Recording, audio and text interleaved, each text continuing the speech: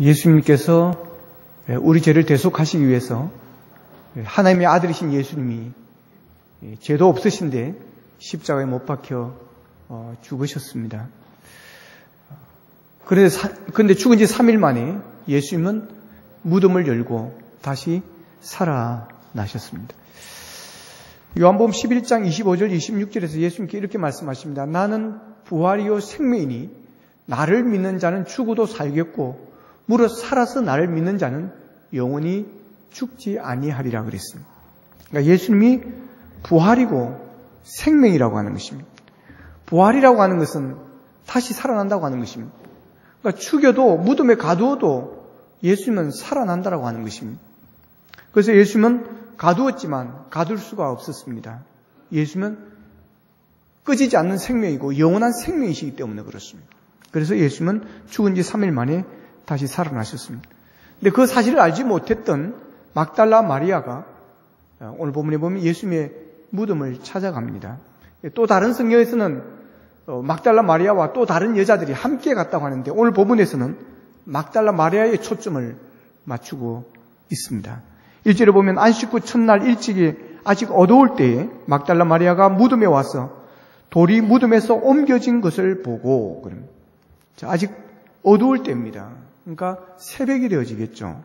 그러니까 막달라 마리아가 예수님의 무덤으로 달려갔습니다.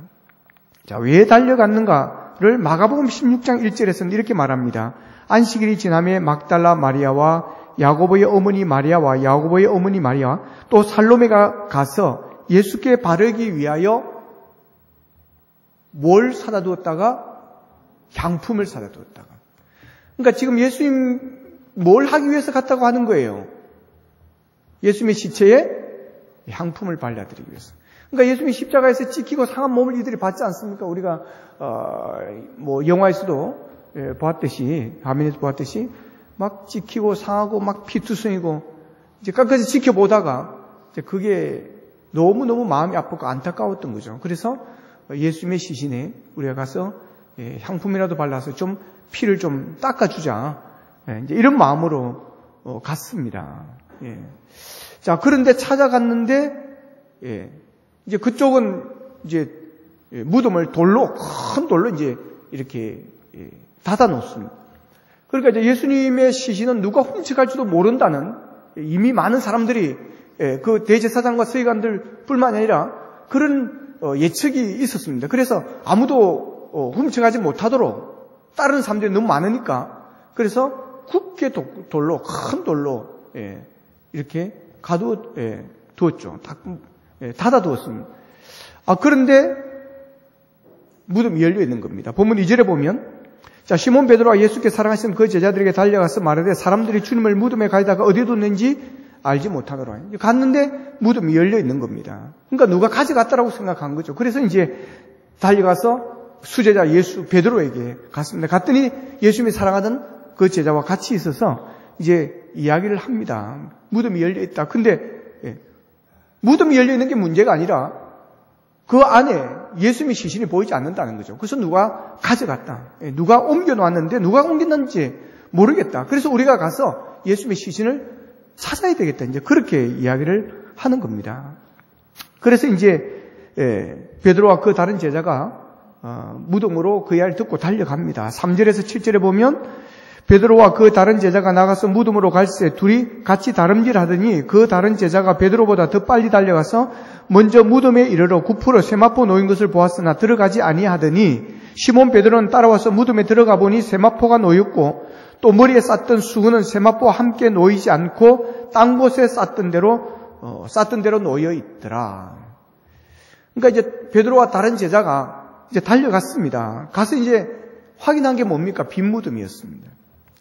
예수님의 시체를 쌌던 세마포와 수건만 이들이 확인하게 됩니다. 다시 말하면 예수님의 시신을 발견하지를 못하게 되어지는 거죠. 자, 그래서 이들이 어떻게 합니까? 본문 10절에 보면 이 두 제자가 자기의 집으로 뭐 했다? 돌아가니라. 자, 근데 막달라 마리아는 이어서 보면 돌아가지 않고 무덤 밖에 서서 계속해서 울고 있습니다. 그러면서 또 다시 한 번 더 무덤 안을 또 확인하는 것입니다. 행여나. 근데 그때 이제 두 천사를 보게 되어지죠. 두 천사. 자, 그 천사들이 13절에 보면 마리아에게 그럽니다. 여자여, 어찌하여 우느냐 그럽니다. 어찌하여 우느냐. 그러니까 마리아가 뭐라고 합니까? 사람들이 내 주님을 옮기다가 어디 두었는지 내가 알지 못하겠습니다. 자, 그러고 나서 뒤로 딱 머리를 돌렸는데 느낌이 뭔가 이상한 거예요. 그래서 고개를 탁 돌렸더니 누가 계셨어요? 예수님이 계셨습니다. 14절에 보면 이 말을 하고 뒤로 돌이켜 예수께서 서 계신 것을 보았으나. 뒤로 탁 돌렸는데 예수님이 서 있는 거예요. 그런데 예수를 보았지만 예수신 줄을 알지 못했습니다. 왜 몰랐습니까? 죽어서 지금 시신돼서 누가 훔쳐간 그 생각만 빠져 있는 거지 예수가 살아났을 것이라는, 예수가 부활했을 것이라는 생각은 전혀 생각해 본 적이 없기 때문에, 꿈에도 생각해 본 적이 없기 때문에 그냥 예수가 생각하지 않은 거죠, 그냥. 그리고 막 지금 긴장되어 있는 상태에서 누가 누군지도 구별이 안 되는 겁니다. 자, 그때 예수님께서 말을 겁니다. 15절에 보면 여자여 어찌하여 울며 누구를 찾느냐. 그러니까 마리아가 뭐라 그럽니까? 그가 동산지기인 줄 알고 주여 당신이 옮겼거든 어디에 두는지 내게 말씀 좀 해주십시오. 그러면 내가 가져가겠습니다. 가져가서 내가 향품을 바르고 향유를 부어드려서 예수님의 시선을 씻어드리고 싶습니다. 그러니 어디에 두는지 말씀해 주십시오. 자, 그때 예수님께서 다시 이야기합니다. 마리아야. 이때 이제 임석이 이게 이상합니다. 뒤로 고개를 돌렸을 때도 뭔가 이분이 많이 보던 분인 거예요. 그렇지만 설마 예수를 생각하지 못한 거예요. 그런데 음성을 들었을 때, 다시 두 번째 음성을 들을 때, 마리아야. 그러니까 평소 때 마리아야고 불렀던 그 음성 그대로였습니다. 그래서 이 마리아가 놀랍니다. 선생님. 라보니요. 우리말로 하면 선생님이라고 하죠. 놀래가지고. 이게 무슨 일이냐고. 라보니요. 선생님. 어찌된 일입니까? 선생님. 그리고 예수님을 붙들려고 합니다. 그러니까 예수님께서 나를 붙들지 말라고 그러죠. 자, 여기서 여러분 우리가 부활신앙이 얼마나 중요한가를 여기서 우리가 배우게 됩니다. 빈 무덤은 뭡니까? 예수님의 부활을 이야기하는 것입니다. 빈 무덤을 보았다는 것은 예수님이 부활했다는 증거입니다, 여러분. 그런데 베드로와 다른 제자는 예수님의 빈 무덤을 발견하고는 어떻게 했습니까? 이제 우리가 할 수 있는 것은 아무것도 없구나.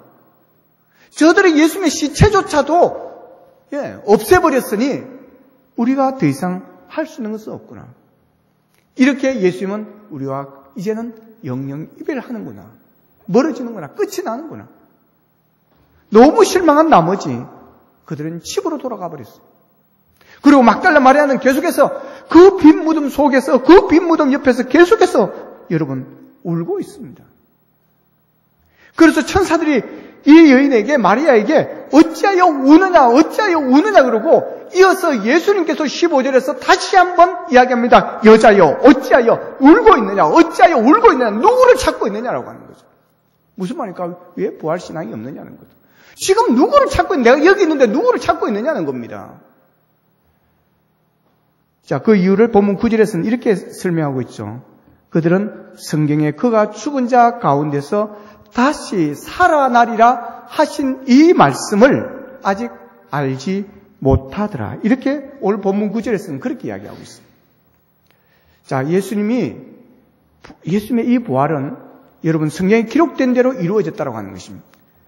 다시 살아나리라고 하신 말씀을 이미 하셨다라고 하는 것입니다. 성경에 기록되어 있다라고 하는 것입니다. 그래서 마태복음 28장 5절 6절에서는 이렇게 기록하고 있습니다. 천사가 여자들에게 말하여 이르되 너희는 무서워하지 말라. 십자가에 못 박히신 예수를 너희가 찾는 줄을 내가 아노라. 그가 여기 계시지 않고 그가 말씀하시던 대로 살아나셨느니라. 여러분, 예수님께서 말씀하신 대로 주님은 3일 만에 살아나셨음을 믿으시기를 축복합니다. 그런데 베드로와 또 다른 제자는 그 가운데 다시 살아나가신 이 말씀을 믿지도 않았고 기억하지도 못하였습니다. 믿지 않으니까 기억이 안 되는 겁니다. 이 부활의 신앙이 없었다는 거죠. 부활의 믿음이 없었다는 거예요. 그러니 집으로 돌아가는 거예요. 여러분, 우리가 신앙생활하면서 가장 중요한 믿음은, 신앙은 부활 신앙입니다. 이 부활의 믿음이 있어야 됩니다. 할렐루야. 예. 이 부활의 신앙이 없고 부활의 믿음이 없으면 여러분, 이 베드로와 다른 제자들처럼 여러분 언젠가는 다시 집으로 돌아갑니다. 이 부활 신앙이 언젠가 교회에 대해서 실망을 하고 빈 무덤을 보고 아무것도 없구나, 별거 아니구나 하고 여러분 실망하여 돌아갑니다. 부활 신앙이 없으면 언젠가 예수님에 대해서 기대를 했지만 결국은 실망하고 돌아갑니다. 부활 신앙이 없으면 이 막달라 마리아처럼 빈 무덤 앞에서 계속해서 슬퍼하고 울며 또 울며 눈물 마를 날이 없는 삶을 살게 되어지는 것입니다. 예. 가족의 죽음 앞에서도, 성도의 죽음 앞에서도 부활 신앙이 없으면 계속해서 울며 또 울며 눈물이 마를 날이 없이 지낼 수밖에 없는 것입니다. 사랑하는 자식을 먼저 하늘나라에 보내놓고 이 부활 신앙이 없으면 여러분 맨날 그 사진을 보고 울고 또 울고 울면서 눈물 마를 날이 없다라고 하는 것입니다. 그러나 부활 신앙이 있으면 아들아, 편한 곳에서 잘 있으라. 내가 곧 갈 거마. 나도 따라갈 거마. 우리 그때 보자구나. 부활의 날에 만나자구나. 천국에서 만나자구나. 할렐루야. 여러분, 그래서 이 부활신앙이 중요한 거예요. 부활신앙이 없으니까 울고 있습니다. 그러니 천사들도 여자여 왜 울고 있느냐. 곧바로 예수님이 나타나셔서 여자여 왜 울고 있느냐라고 하는 거죠. 여러분, 우리의 믿음을 붙잡아 주는 것은 부활신앙입니다. 부활신앙은 소망을 줍니다.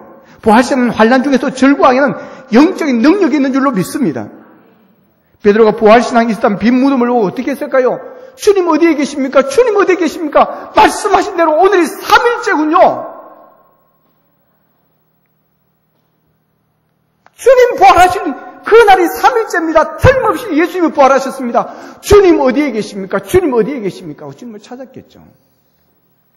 이 마리아가 어떻게 했습니까? 똑같은 거죠. 그렇지. 주님이 3일 만에 살아난다고 하셨으니 말씀대로 살아났으면 틀림이 없다고. 이 빈 무덤은 예수님의 부활하셨다는 증거다. 주님 어디에 계시나요? 주님 어디에 계시나요? 뒤를 돌아볼 때 오 라보니여 선생님이여 바로 말했지 않겠습니까? 여러분, 빈 무덤은 부활의 상징인 줄로 믿습니다. 그래서 기독교는 빈 무덤을 자랑합니다. 이런 빈 무덤은 죽음으로 끝나지 않았다고 하는 것입니다. 않는다는 것입니다. 예수님은 죽음으로 끝나지 않았습니다. 이 세상 모든 사람들은 죽음으로 끝나고 무덤 안에 갇혀 있습니다. 그 누구도 그 어떤 종교의 교주도 무덤 안에서 자유한 자는 아무도 없습니다. 여러분, 세계 어느 나라를 가도 왕의 무덤은 표시가 납니다. 왕의 무덤은 표시가 납니다. 10월에 무덤이 있습니다. 이렇게 부잣집, 돈 많은 집, 가문이 막 조상 대대로 뭐 그런 집은요 무덤이 다릅니다. 저희 아버지는 그 무덤을 관리해 주는 그런 사람이었어요. 무덤을 관리해주고 그분들이 논을 2마직인지 뭐 1마지가 반인지 모르겠어요. 그것을 우리가 농사 지었습니다. 그 농사 지어가지고 쌀 3분의 1은 우리가 묵고 3분의 1은 그가 떡하고 그래가지고 해줬습니다. 그리고 이제 성묘 마치고 갈 때는 아버지에게 또 고생했다고 그때는 3만 원 줬는지 2만 원 줬는지 모르겠어요. 60년 동안. 우리 동네에서는 그 집 유일합니다. 부산에서 자가용이 옵니다. 60년 대 자가용이 왔습니다. 묘가 쫙 뒤로 이렇게 벽에 쌓여져 있어요. 이게 뭐라 그러지? 이게 뭐 하여튼 봉이 있고요. 비석이 다 이렇게 세워져 있어요. 여러분, 이집트에 가면 피라미드라는 게 있습니다. 세계 7대 불가사의 중에 하나라고 하지 않습니까? 가까운 경주에 가면 왕릉이 있습니다, 여러분. 왕릉 가보셨잖아요. 무덤이 자랑입니다. 큰 무덤이 자랑인 것입니다. 그러나 기독교는 빈 무덤이 자랑입니다. 큰 무덤이라고 하는 것은 그들이 그 안에 갇혀 있다라고 하는 것입니다. 그러나 주님은 무덤을 이기고 살아나셨습니다. 그래서 예수님은 우리에게 소망이 되는 것입니다. 부활이 있기 때문에 우리는 죽음 앞에서도 찬양하는 겁니다. 죽음 앞에서 부활이 있기 때문에 다시 살아날 것을 믿기 때문에 우리는 찬양하는 거예요. 그래서 부활은 소망이고 예수님이 우리의 소망입니다. 나의 기쁨, 나의 소망 되시며 나의 생명이 되신 주 밤낮 불러서 언제? 밤낮 불러서 찬송을 드려도 늘 하신 마음 뿐일세. 예수님이 우리의 기쁨 되고 소망 되고 생명 되시는 이 사실을 알면, 이 사실을 믿으면, 이 사실이 확신되어진다라고 한다면, 부활의 소망이 있고 부활의 신앙이 있다라고 한다면 밤낮 불러서 찬송을 드려도, 밤낮 불러서 찬송을 드려도 늘 아시는 마음 있을 정도의 기쁨과 감격이 있다는 것입니다.